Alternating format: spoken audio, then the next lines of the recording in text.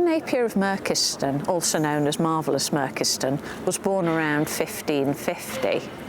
His main home was out on the outskirts of Edinburgh at Merkiston House, which is now part of the University of Edinburgh. He also had a house here on the Royal Mile in Borthwick's Close. He was a supremely clever man, an astronomer, a mathematician and an alchemist.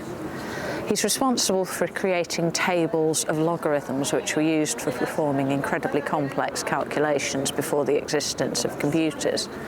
He invented a calculating device called Napier's bones, and he also invented something called locational arithmetic, which was using binary numbers and a grid around which counters were moved in order to perform complex calculations.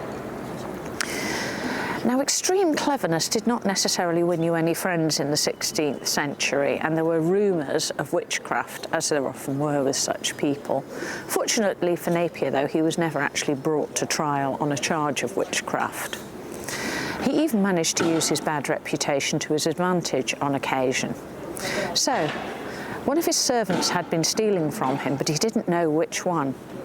To find out the guilty party, he gathered the servants together and he showed them a black cockerel.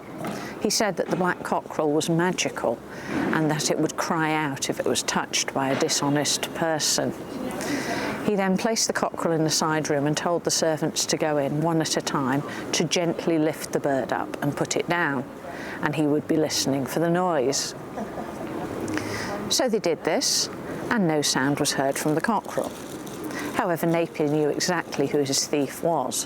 What he had done is he had put soot in the black feathers of the bird. So all the servants who had dared to lift the cockerel came out with soot on their hands. The guilty party, too frightened to actually touch the bird, came out with clean hands. So Napier found out his thief.